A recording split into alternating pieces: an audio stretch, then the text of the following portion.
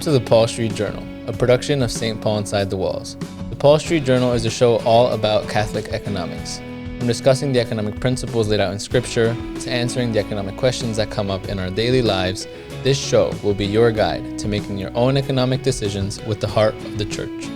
I'm Freddy Garcia, and I'm joined by my co-host, Brian Honsberger. Welcome to episode 10 of the Paul Street Journal. We today will be discussing the French Revolution. In episode 9, we discussed the American Revolution, or at least the philosophy and the ideas and the principles behind it, specifically by discussing James Madison and Federalist Paper number 10. And we put him into dialogue with Pope Leo XIII. And I think we made some very hefty, or showed that Pope Leo made some very hefty claims and came down kind of hard on some of the principles laid out in Madison's work. Today's episode, I think, will be less about the themes and the ideas, but more of a recount of the French Revolution. And of course, the themes will kind of just come to the surface as we go along. But Brian, welcome to episode 10. Thank you, Freddy. So where do we get started? The French Revolution, I'm sure many people know about it. And I think it's perhaps in America less popular than the American one, but well, there's an American account of the French Revolution, which many of us got in our high school history books. And I have a feeling that we're going to talk about some things today that didn't make it into those books. Right. But the story starts before 1789, when the people of France had some legitimate complaints. The monarchy was very annoying at this moment. The Bourbon dynasty at this point was occupied by Louis XVI, who was a very unimpressive person. And he it seems that over the course of his lifetime, he got better. But by the time he got better, it was too late. And his wife was, the easiest way to sum it up is spoiled. All right. So these are monarchs who are ancestors of St. Louis the Ninth, who we named an American city after, right? So the French monarchy had such prowess and honor, and these are in some senses the descendants of Charlemagne, right? So there's an epicness to them. But Louis XIV, the Sun King, the 15th, they I think cared more about France than Christendom. Oftentimes they would form alliances with non-Christians to fight other Christians. Lots of selfish military tactics, incredibly selfish economic practices. This whole idea of mercantilism and imperialism and colonialism and slavery, all of these things are caught up in the French monarchical setup, and people are not happy. The amount of debt in the time of right before the French Revolution was so extreme that half of all of the tax revenue was going to service the debt. wow. The other half ran the country. Right. Most of which probably went to the military. So people were not getting the benefits. And if they were getting benefits, it might have been more from the church than from the state. So it was not a good environment and economically, and it should have been good. Isn't mercantilism all about just the balance sheet, right? Isn't that the whole point? So this mercantilistic system wasn't even achieving the goal for the oppressors. You know, you would like some rather demented individual might say, like, okay, yeah, the colonial system oppressed entire territories and people, but at least some people were enriched by it. Not necessarily. It didn't help anybody, really. Yeah. And there was great need for change, for reform. Right. So these revolutions don't come out of nowhere. Right. Right? Right. Before we get there, can I ask if we can kind of lay out a thread from the time period we spoke about before? Perhaps I think this episode is less connected to episode 9 and the American Revolution than it is to perhaps the previous ones where we spoke specifically about the economy in what is now known as Europe. I think basically just to better understand the macroeconomic picture, it'd be nice if we could draw this thread. So I guess to ask a more explicit question. Mm-hmm. In the previous episodes, we talked about the rise of the middle class. We talked about guilds. We talked about, I think one of the biggest pieces that I'm curious about is primogeniture. And we also talked about the existence of this Holy Roman Empire, but how there was it sounded like there was a lot of war in the European map, a lot of battling, a lot of marrying. Yes. So I basically kind of want to follow that thread. Like, how did it get to where, what did the French kings live in now in this time period? Like at a macro level, is there still just a bunch of war and marriage and Oh yeah, so like strategic marriage and primogeniture is like central to the storyline at this very moment in French history. Louis XVI, even though he was not ready to be a king, his grandfather Louis XVI died, and Louis XVI was the guy, even though he wasn't ready. So it was not. So was this. he young? Yeah, he was a teenager, and I think like late teens, early 20s, maybe. And He wasn't ready. and he wasn't That's ready. the point.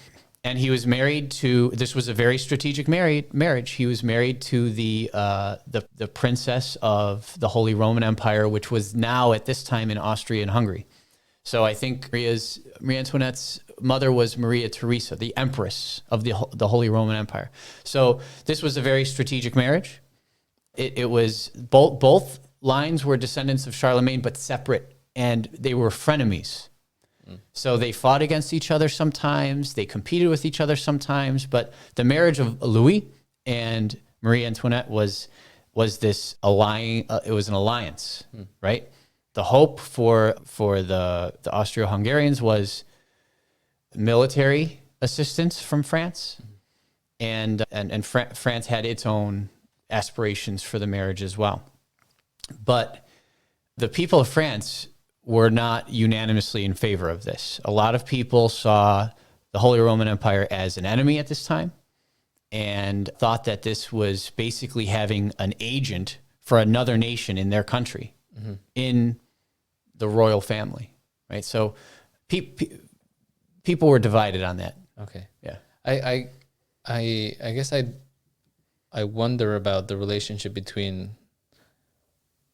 the French monarchy and the church in comparison to the Holy Roman Empire and the church. Like, why is there now animosity, perhaps, for the Holy Roman Empire? In the era of absolute monarchy, the church had less control over these absolute monarchs, and all of them were Catholic in name, some more pious than others, and like you and me, each of these monarchs probably had some sense of authentic virtue and Catholicity, and then some vices as well, right? Yeah. So the vices tended to lean towards like power and greed and economics and money. So, and also this sense of being better than everybody else, which really angered people on the low ends of society. Right. Yeah. Hey everyone, it's me. Sorry for interrupting the show. I'm sure I probably interrupted Brian talking, so it's okay. But I just want to jump in to say that if you're liking the Paul Street Journal and you want to see more content like it, please do like the video, subscribe, and hit the bell for notifications so that you're notified when we have any new releases. And also, if you have any questions or comments, please do leave them in the comment section, and we'll try our very best to respond to them later on in the episodes. Also, make sure to check out the other shows that are produced by the diocese.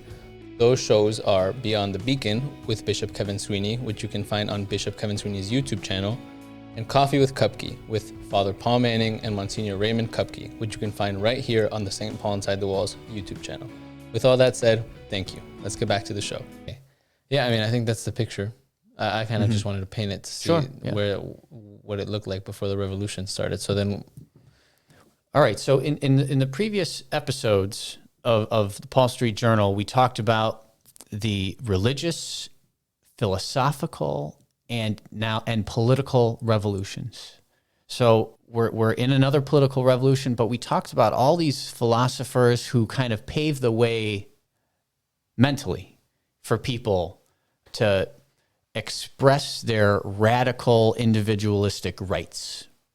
So that was that all of those philosophers that we mentioned, like Rousseau and Descartes and Voltaire and many others, right? They were these intellectual forces at work in millions of people. Mm-hmm.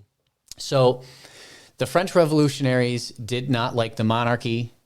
They did not like the church. They saw them as in alliance with one another. Mm. They saw them as oppressive forces. Their goal was to kill and replace. Kill and replace. Remember that. This is the theme of the episode, kill and replace. So kill and replace what? I have this long list. And I'll give you the main bullet points here. And then we'll talk about each one. So kill and replace the monarchy. Kill and replace the church. Kill and replace the guilds. Kill and replace the economy at large. Mm. Kill and replace the culture, the society, which includes the calendar, the years, the weeks, the months, the days, right? Even the system of measurement. Kill it and replace it. This is how we got the metric system. We'll get into it. Yeah, it's like last episode I mentioned some of the thinkers or Madison wanting, or maybe not even wanting to, but starting from a blank slate, like blank, and let's just go. I introduced in this podcast the ultimate sin of the Enlightenment being a total rejection of all things from the past. Mm. It's throwing the baby out with the bathwater. Yeah.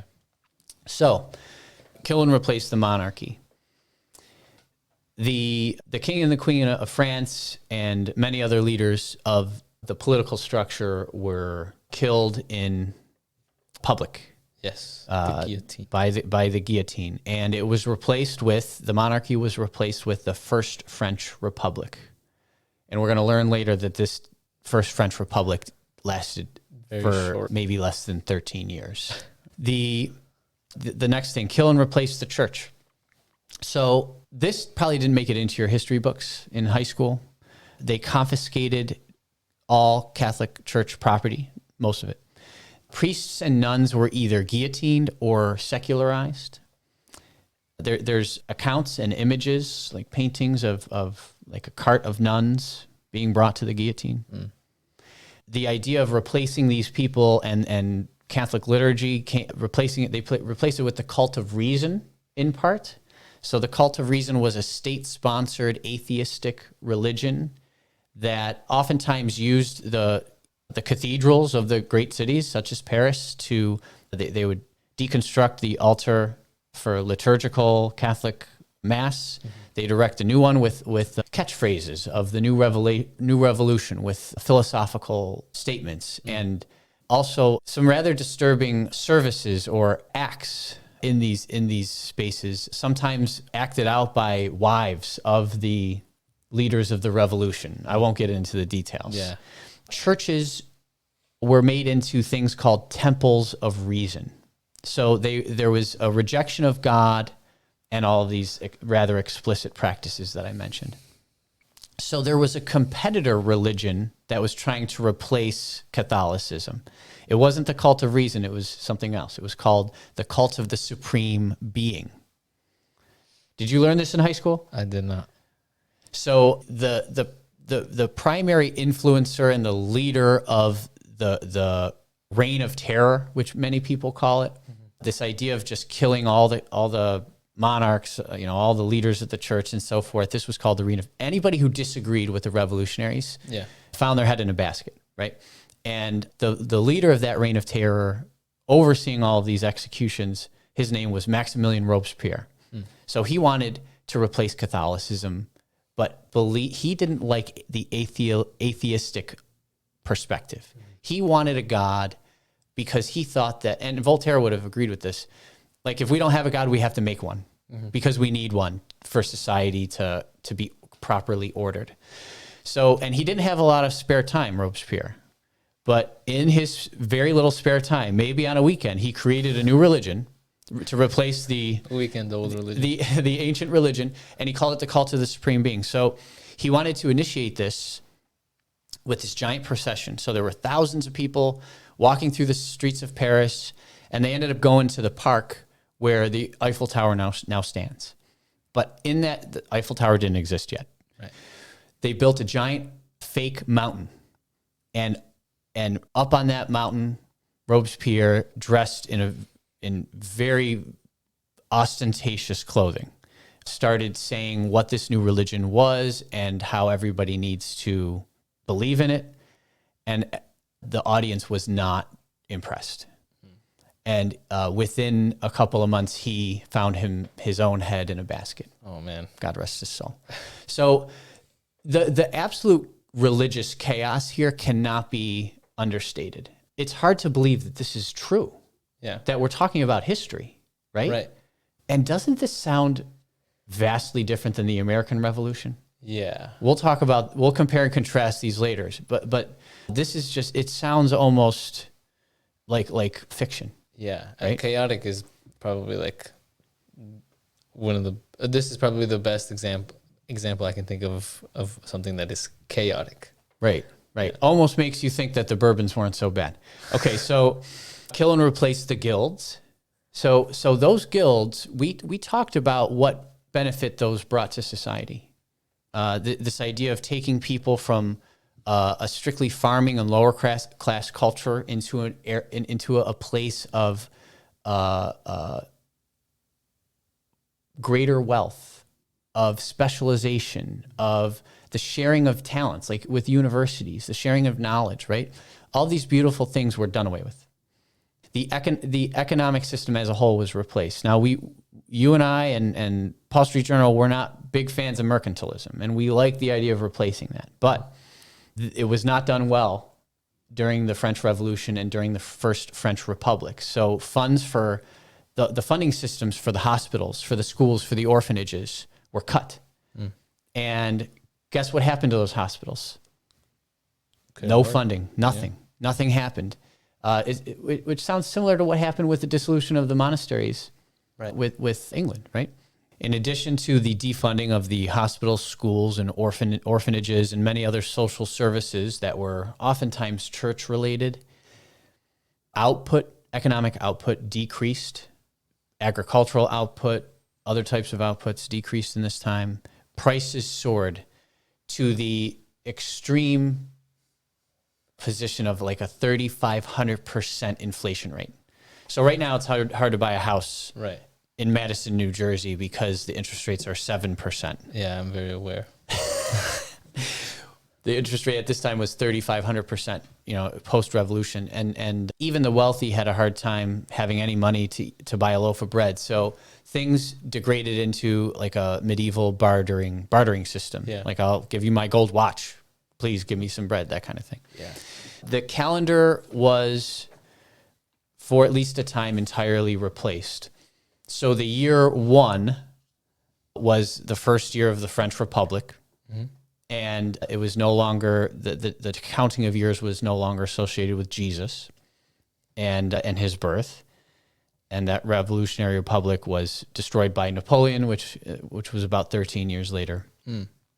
There became an obsession with decimals, just the base 10 system. So there were now not 7 days per week, but 10 days per week, 3 weeks per year. The names of the months were changed. And guess how many days off you got now? One day per week, but there's 10 days in a week, so you get less days off. Yeah. Right? Basically, one less day per month. New holidays were created to replace the Christian ones. So that big festival of the Supreme Being where Robespierre is on the manufactured mountain, that was on the feast day of Pentecost. Mm. A new measurement system was created, also base 10, right? So right now, if you don't have a ruler or a measuring tape on you and you're trying to find out how big a room is, you would just, use your foot. Count your steps. Right? Count your steps. A foot is roughly 12 inches. An acre is the amount of a field you can plow in a day. That's what an acre is. So all of these things are natural things, but now in the French Republic, everything is base 10, very sterile. Mm. So basically what we see here with the killing, with the murder and the replacement of the monarchy, the church, the economic systems, the measuring systems, the calendar. This was essentially a cultural and societal self-destruction, complete and utter destruction. It's a sad story. Yeah. And some of the details are so out in left field that they don't even make it into the history books. But it makes you think after Napoleon comes to power, what is Napoleon a monarch? Is he a president? Well, in the end, what he really is an emperor. And we're back to where we started. Right. And Chateaubriand, one of the philosophers and commentators of his day, he was like, hey, French, my fellow Frenchmen, you thought you were getting rid of something bad by getting rid of the Bourbons, but Napoleon is far worse, far, far worse. Right. So the grass isn't always greener on the other side. Yeah, can I say as an observer, you said that the theme for this episode was like this kill and replace, and with the example of Napoleon not really replaced with something good, as Chateaubriand would say. But I guess as an observer, I'd want to say that this whole killing of the culture and replacing the culture, I think it also just shows how Christian the culture was, how all these social services like hospitals, schools, orphanages, the economy, the calendar, like these regular rhythms of life were just Christian, and the need or the desire to kill and replace Christian culture was kind of the desire to kill and replace the culture. So yeah, that's just an observation. It's a great observation, and one of our Old Testament Jewish principles is this idea of seasons and holidays, right? So if you're going to try to kill Christianity, right, that's got to be one of those things you attack. Right. So you see that's what they did. So I would like to finish this episode by comparing and contrasting, mostly contrasting, the American Revolution with the French Revolution, because I think that's a fun thing to do. Yeah. And it would help. Yeah, well, one of the things we said about the French was that it was, I think we were critical of some elements of the American, right? I think we were very critical of the American Revolution. But I guess it's compared to this. Oh, I mean, utter chaos, it seems. We finished the last episode on the American Revolution by saying that there's this pluralistic environment of the United States. It leaves space for Catholics to be Catholic and to live their life out. Is the American Constitution completely in line with the Catholic understanding of a state, of liberty? According to at least according to James Madison, no. And Pope Leo made that clear. But still, there was such moderation with the American Revolution in comparison with the French Revolution. Right. While in France, priests and nuns were being beheaded and churches were turned into explicit atheistic rituals, what was happening in the United States? Well, right down the street in Morristown, George Washington and his colonial army, they were camping for the winter. And it was normal on the 5th of every November for British people to create like a puppet of the Pope and to burn it because British people don't like the Pope. Right. It was like Guy Fawkes Day or something like that. So George Washington had Catholics in his army who were sleeping in tents right next to non-Catholics. Maybe they slept separately. Who knows? but nonetheless, they were in his army. And they liked the Pope. The Brits, they started lighting an effigy of the Pope on fire. And George Washington is like, absolutely not. Absolutely not. We have Catholics in our army. This country that we're founding is going to be for everybody. So that was the end. That was the last time it was ever that Guy Fawkes Day celebration was ever celebrated in the United States. Right. Although some people might do it in their backyard. Or, it's not a public thing. Yeah. So incredible balance. Yeah, the attitude wasn't to kill and replace everything. Far from it. Right. Far from it.